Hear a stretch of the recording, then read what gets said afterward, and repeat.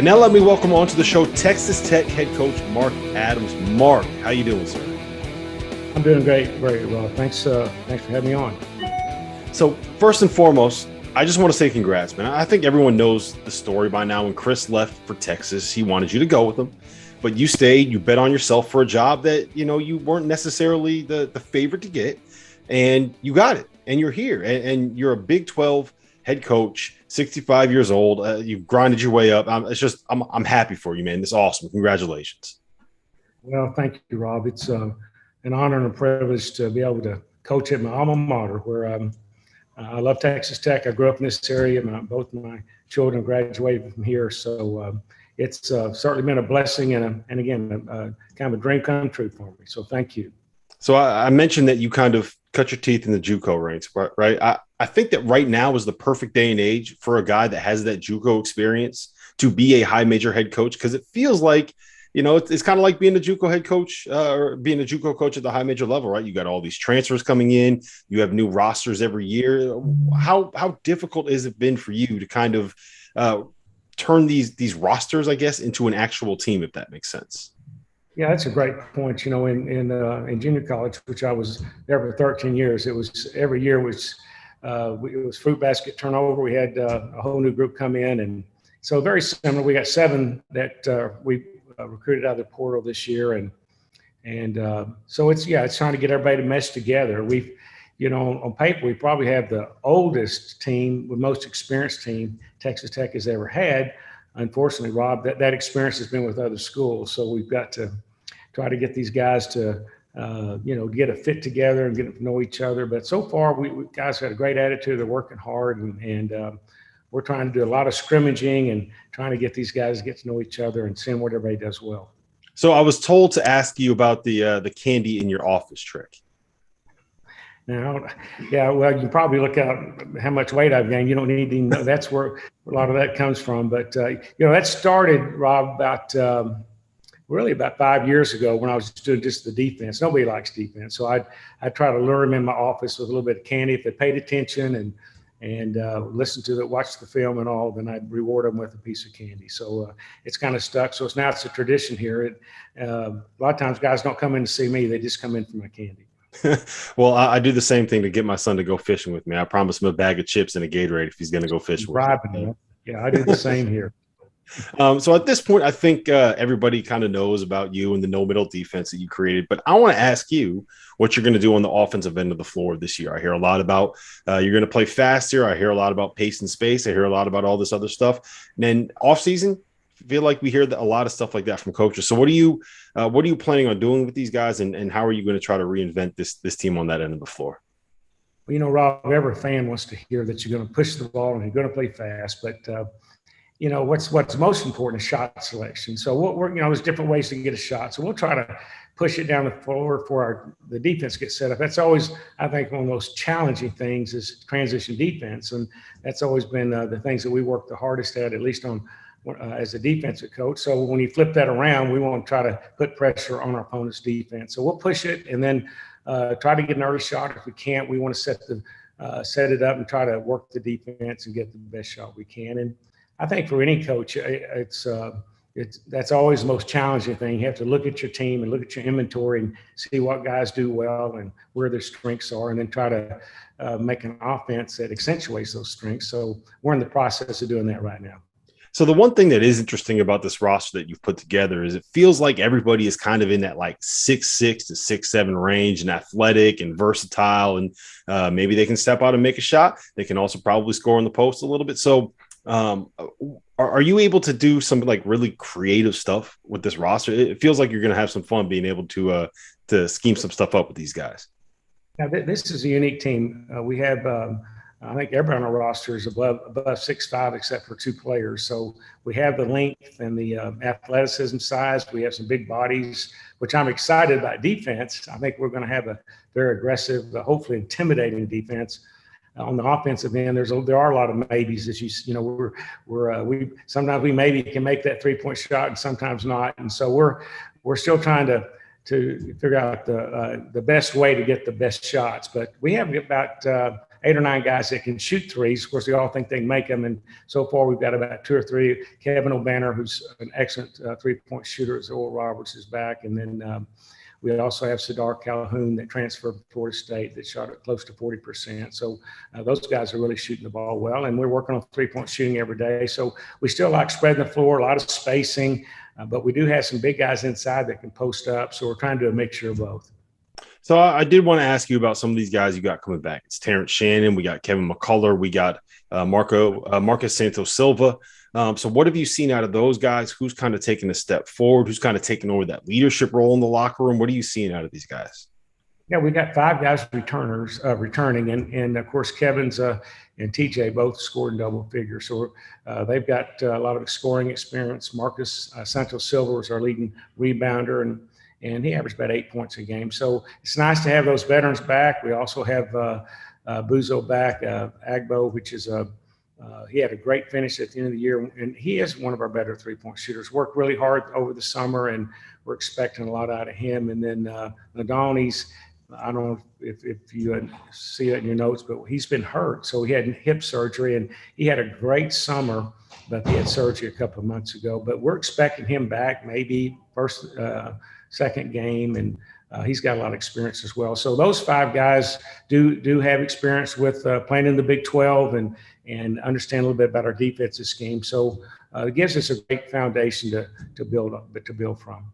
So let's roll through all of these transfers you got coming in. Like you mentioned, you took 7 guys out of the portal. I don't take it all, Rob. We got a bunch of them. Yeah, we got Malik Wilson from Louisiana. We got Bryson Williams from UTEP. We got Kevin O'Banner that you mentioned from Oral Roberts. We got Sadar Calhoun, who I love, from Florida State. You got Davion Warren from Hampton. You've got Adonis Arms from Winthrop, who with that name you got to make sure that he's good. And finally, we got Daniel Batcho from Arizona. Who's been impressive this summer? Who's kind of stood out for you?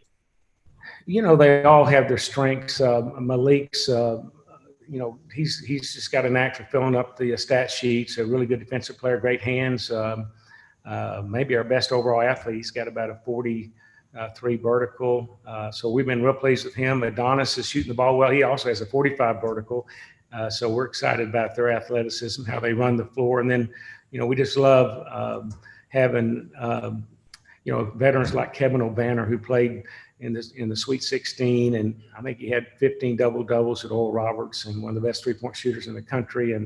And he's doing extremely well for us. And then Bryson Williams has just been he's been amazing, just on and off the floor. But he's a guy that gets at the gym at 6 every morning and is really dedicated and having a great year. And so we're hoping he'll bring some of that scoring with him from UTEP. So we touched a little bit on the no-middle defense that you guys play. It's becoming a little bit more prevalent in college basketball, but it was kind of something new when you first got there. So you have all these new pieces coming in. How long does it take to get them kind of up to speed on what those defensive principles are, where you're supposed to be in position, how you're going to be able to get over the help side? And how long does it take you to convince all these guys, hey, look, if you're going to play for Texas Tech, you got to be ready to take a charge? Yeah, Rob, that's when we talk a lot about defense. That's our identity. And if you want to play here, you're going to have to playing on both ends of the floor. But, defense, a lot of it's just repetition over and over again. So in practice, we're doing a lot of those same drills that get a little bit boring, I think, for the guys. But we think that it's important in order to build habits. It's just repetition. And we're getting the hang of it. These guys understand the importance of trying to keep it out of the middle and cut down on those angles. And we switch quite a bit. So that's another strength of this team, because our length and athleticism, we think we can switch everyone out on the floor. So we're excited about that as well. But they're coming along. The taking the charge is still a challenge. Nobody likes to throw their body in front of somebody, especially as big as we are. But we're making progress in that area too. All right, so I'm going to end it with this. I'm going to put you on the spot with this one. You've lived a full life. You've been a JUCO head coach. You've been a minor league hockey owner and general manager. You were a boxer. Now you're the Texas Tech head coach.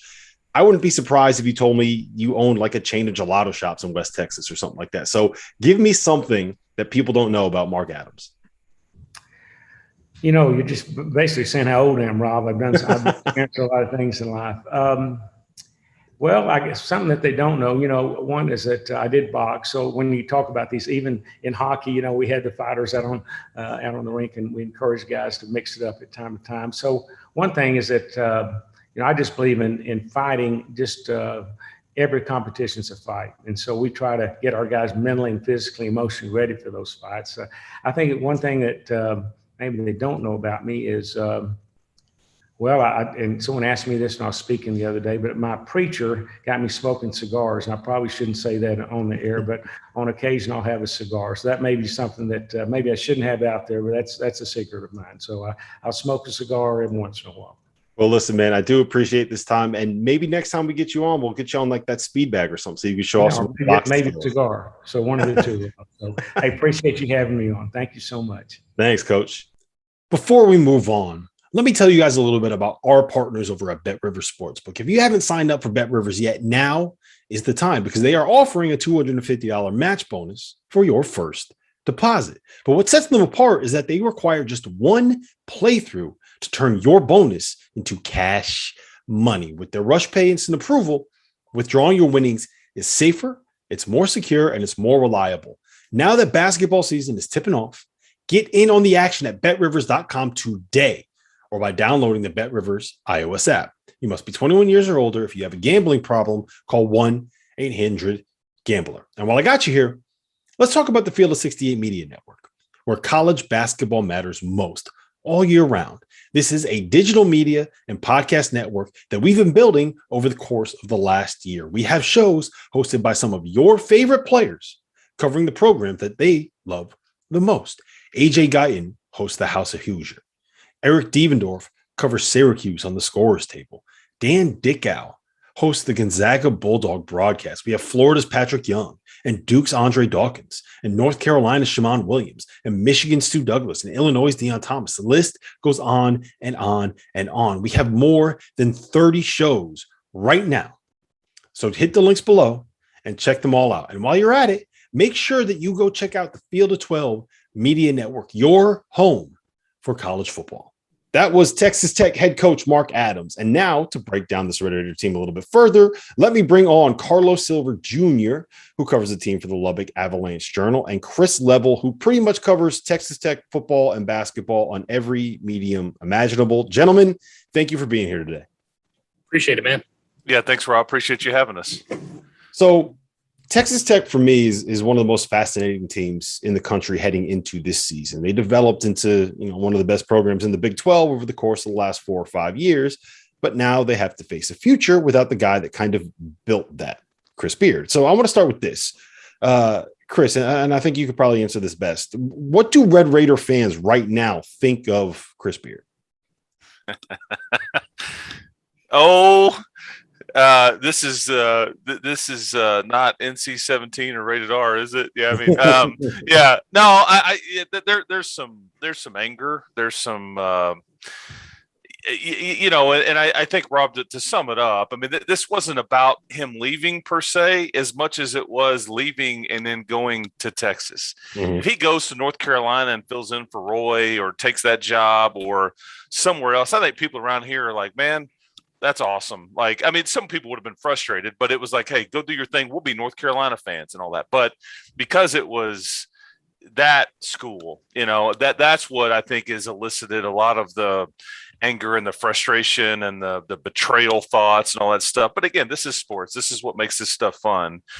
And I think that there's an interesting dynamic because I'll just be honest. I don't know if Chris and Mark's relationship will ever be the same again. They were very close. That is very personal. I think it still is to this day as we sit here and talk.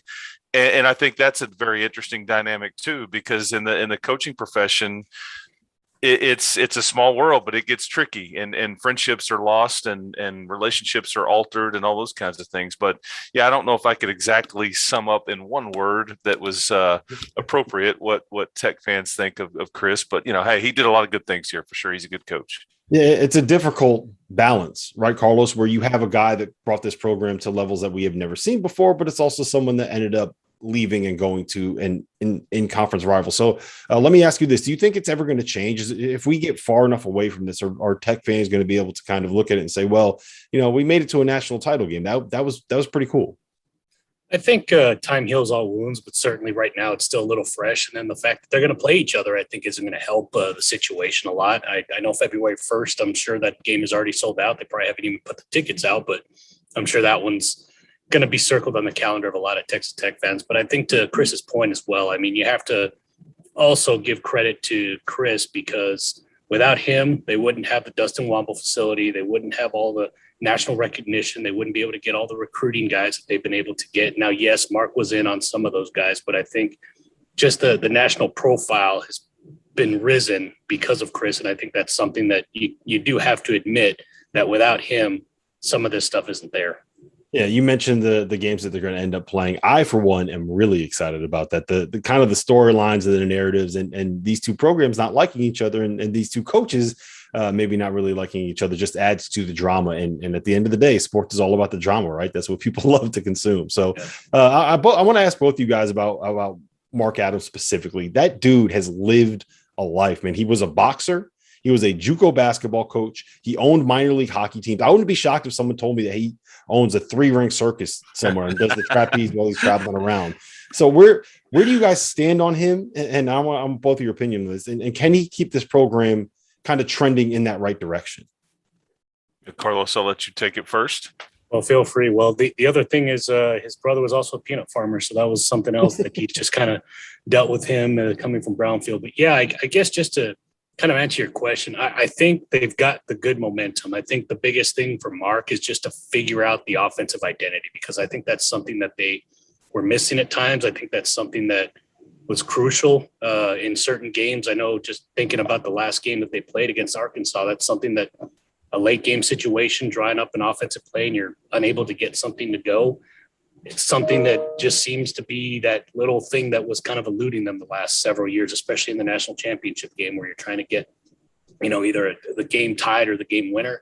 You're not able to do that. I think that's something that Mark has stressed a lot, is that they need to change the offense. Something needs to be changed. So I think that was something that he wanted to do. I think defense, I'm pretty sure he's fine with that. He's brought in a defense that the national champions kind of ran to perfection, so to speak. And he's shown that can work if you get the right athletes, which is what I feel they've done, is they've gotten the correct athletes to kind of run the system that he wants to run. And then the offensive system, I'm interested to see, are they going to be going off deflections? Are they going to be, a little bit of a havoc type deal where they're just trying to get guys in fast break situations? Because the thing he's always talked about is up-tempo offense. So that's something that is certainly going to be something that is going to be interesting to see if they can continue the energy on the defensive end. And if they're able to do that, then yes, I do agree that he can continue to get those victories. And as long as you get those victories, you're going to continue to keep that high prominence and get those big wins in the Big 12, because that's really where everything's going to start, because they have a real good non-conference schedule. But once you get into the Big 12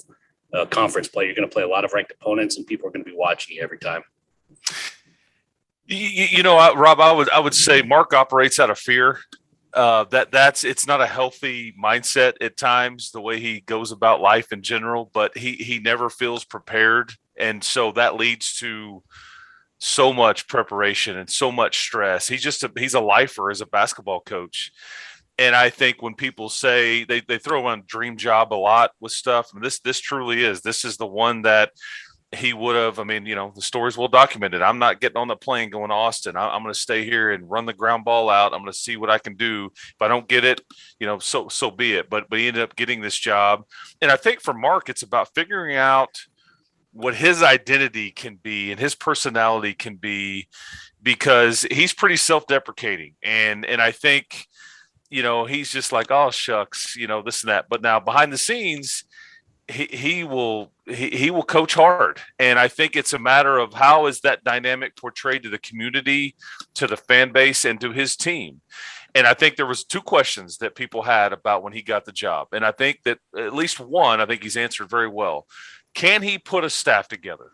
Can he put a staff together that can legitimately check all the boxes, from recruiting, X's and O's, motivation, all the kind of stuff that you look for? And then that leads to, can you ultimately recruit? Can you sustain, getting players here. You got a brand new $35-40 million facility, whatever it is, and a great arena and all that. And there's the realignment stuff that everybody's trying to figure out.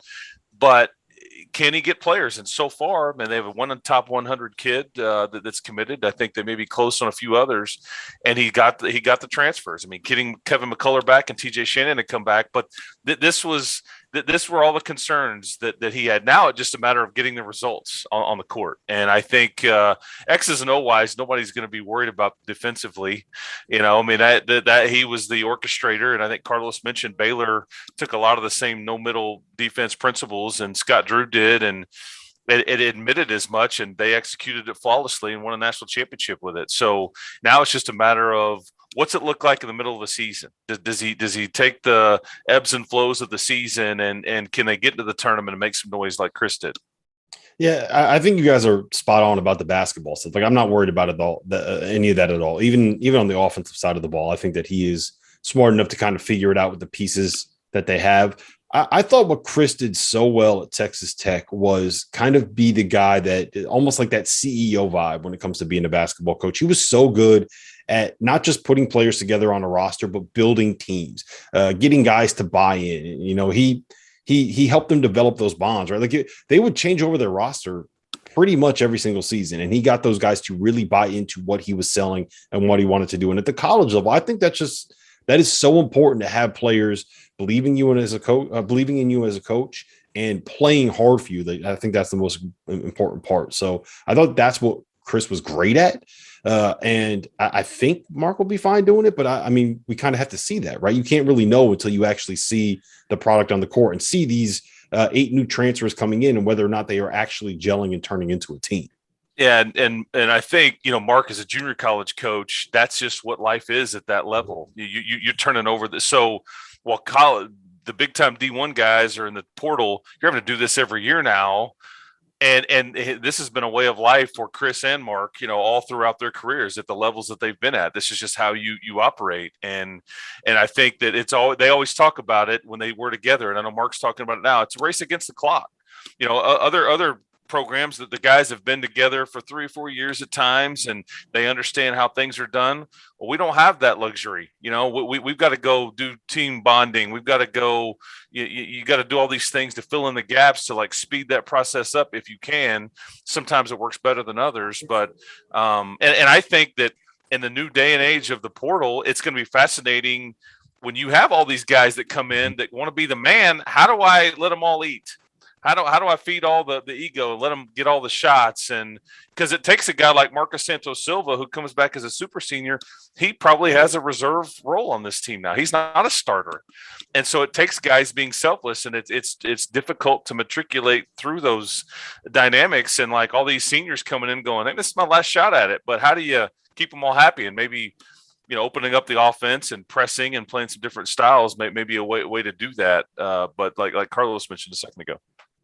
Yeah, and just to your point too, Chris, I think the other thing to really make a big point of is Terrance Shannon mentioned the fact that he would only play for one coach, and that was Mark Adams. So I think just going back to those relationships, Matt Mooney, the guy in the national championship, mentioned he was the reason that he came to Texas Tech because he wanted to make his defense better. So why not play for the architect of one of the better defenses? And I think that's something that has been shown over the last several months is the fact that prior players are coming back. I know that's something Chris and I had talked about was how awkward is this going to be if you get a new team, or maybe not Mark, because the older guys come back that were on these national championship teams and all those things. But certainly it's been a good thing to see Mark do that, build those relationships. And not only that, but then he's, as Chris said, he answered a lot of questions. And the biggest thing was getting Terrance Shannon, Kevin McCullar to come back. But then you look at a Kevin O'Banner and some of these other guys from the transfer portal. I think that's the most important thing to see, that they have been able to build those relationships. And now you don't necessarily have to do it through Zoom. So I think that's going to hopefully help a little bit more with some of these coaches that are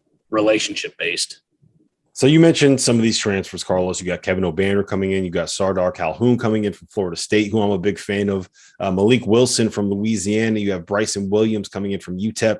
KJ Allen, the JUCO transfer, and there's 3 more that I can't remember off the top of my head. That's how many new pieces they have coming in. What are you expecting to see out of this offense? We've kind of teased it a little bit, but a lot of the buzz you hear coming out of Texas Tech is we're going to play up tempo, we're going to play fast, we're going to space the floor. That's also one of the things that every coach in the country says every single offseason when they're trying to get it going and trying to sell recruits on coming to the program. So what are you hearing about what we're actually going to see, and are you buying it at this point?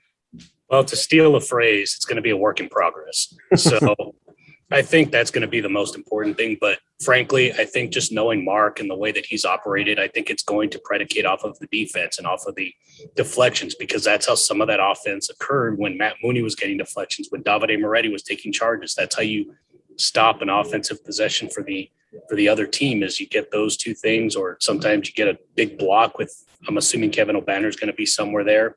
With those things, you get a big rebound with a Bryson Williams, who is also going to probably be a starter coming in. I think that's the one thing that you can look at with what Mark brought in, is all these guys could potentially start. And not only that, but it's going to bring you competitive depth. And I think that's going to be the thing that is the most important thing for Texas Tech right now is, are all these guys going to play up to 100% level, because they all know that they could start, they could be in this, quote unquote new offense, which, like I said, I think they're going to have half court sets. I think they're going to do all those things, but I think the one thing to kind of look for is they are going to certainly spread out the ball, because I think that was something that was missing last year. They were able to kind of pack in, or should I say opposing defenses were able to pack in when they knew Marcus Santos-Silva wasn't able to take some of those shots. I know that's something he's worked on over the offseason to make sure that he's kind of that much better, because he was a great offensive rebounder. That's what they brought him in for. But now he's going to open up his game by adding some offense. And I think that's kind of the biggest thing for me, is I think it's going to be predicated on the defense, and that's going to create offense. But then when they have to, they can go into the half court and kind of, either have a set to where they get Sardar Calhoun at 3-point shot, or some of these other guys that are shooting a lot better from the mid range. And I think that's something to kind of look at, is a lot of these guys shoot great 2-point shots. I'm interested to see how that works out, because that's something that's been missing in this college basketball game the last several years. Yeah, it's interesting that he went out and he got a whole bunch of guys that are kind of like those 6'6" combo wing roles, right? Like I'm imagining a defense where you just have a whole bunch of guys that are all the same size, that can guard any position, switching everywhere, not letting you in the middle, trying to force turnovers, get deflections, and turn those into easy baskets at the other end of the floor. So that would make a lot of sense if it's going to happen. Here's what I want to know. There's a kid on this roster named Adonis Arms. That has to be the best name in college basketball, right? Like he has to be good. He just has to. Yeah, and I think he has it. He's one of the guys you didn't mention earlier. Davion Warren is another one, but yeah, Adonis. He laughs at himself because he's like, "Oh man, you can't imagine my life as a kindergartner whenever your name is Adonis and then Arms." He's like, "I had to work on the biceps." But I think you hit on it, Rob, and Carlos did too, about positionless and majoring in the 6'8", 6'7" length and athleticism. Because I do think there's a component, and Barrett Peary is going to be kind of in charge of this offense. He was a tremendous junior college coach, obviously came here as the head coach of Portland State. He kind of employed this pressing style at the junior college level, and part of it was because he was trying to keep so many guys happy. And so we could play a lot more guys. We're a little bit more up-tempo, and this way you get more guys into the flow and all that. But I think what you also have is you have a lot of 6'6", 6'7" guys with some guard tendencies as opposed to like power forward tendencies. So if there's an offensive rebound or defensive rebound, you can initiate the break, or it allows you, because it's too many. And Carlos can tell you this too. During the Final Four run and in the year before, when you had Keenan Evans in the Elite Eight year, and then you had Jarrett Culver as the Big 12 Player of the Year, and guys like Mooney, the end of the games were easy for you. And I say easy, easier than most. And you had guys that performed, executed, could get to the free throw line, could knock down shots. Well, the last 2 years, it's been Jamias Ramsey, and then it's been Mac McClung. And it's hey, end of the clock, we're going to throw you the ball, and it's an ISO, and you're going to be in a one-on-one situation. Sometimes those shots go, sometimes they don't. But it was the same thing, and they just, neither one of those guys, no offense, but they weren't Keenan, or they weren't the Mooney Culver combo. And I think the question about this year's team is, one, I don't know if you want to get into those situations as much, hence the up tempo. But who is that guy this year?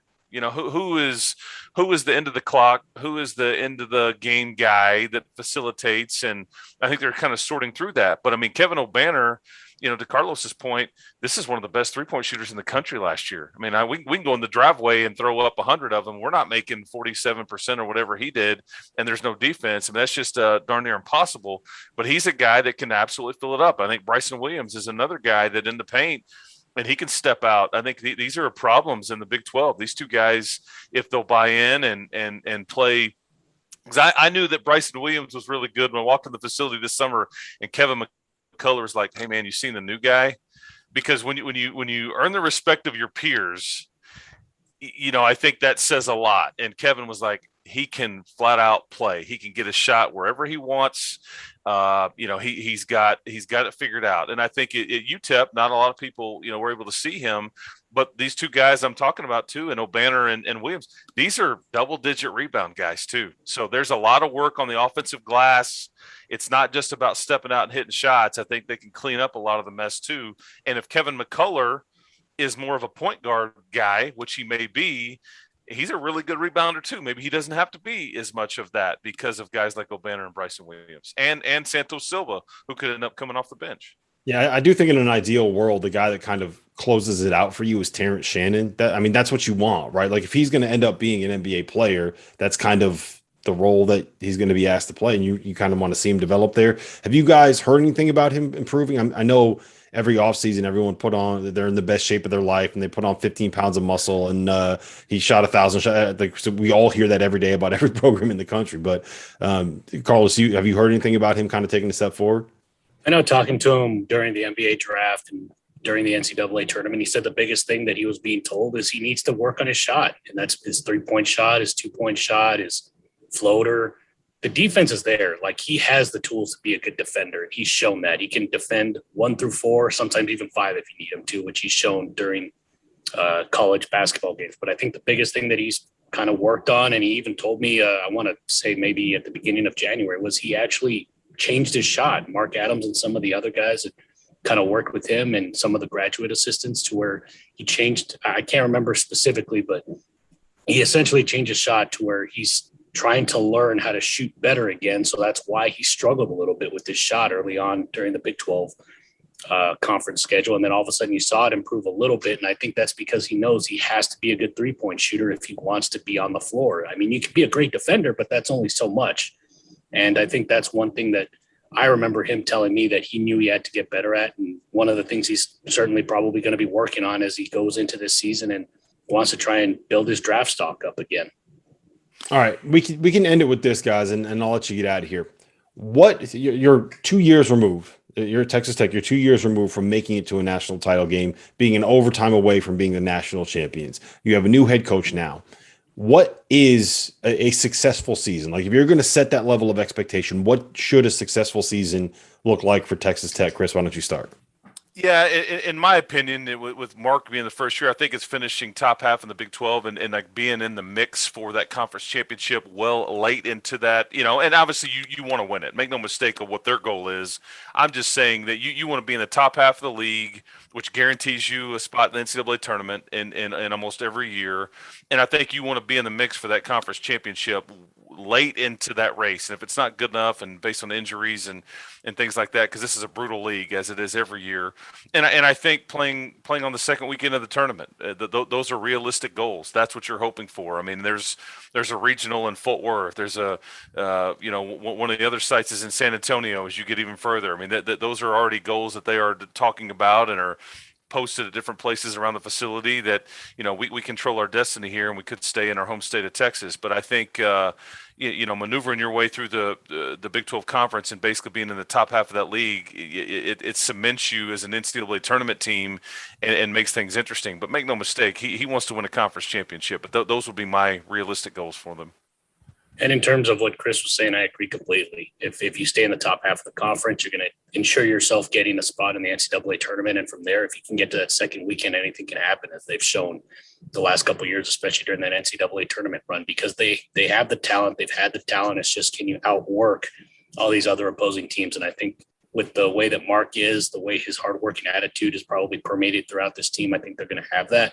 But the thing is can you get those big wins in conference? Are you going to beat a Texas? Are you going to beat a Kansas? Because those were some things that, for lack of a better term, that there were some teams that you could not beat, even under Chris. They weren't able to beat Baylor at times. And those are some things that I'm sure are not necessarily in the building, so to speak, kind of the way Chris is saying, but I know they are some things that kind of eat away at some of these players or coaches, and they want to make sure that they kind of rectify those things. And I think to be able to be in the top half of the conference, be in the fight for, a conference championship, that's certainly going to be good. But if they can get to that first, second weekend, after that, anything can happen. As you kind of saw last year, they got pretty close to getting to that next weekend as well.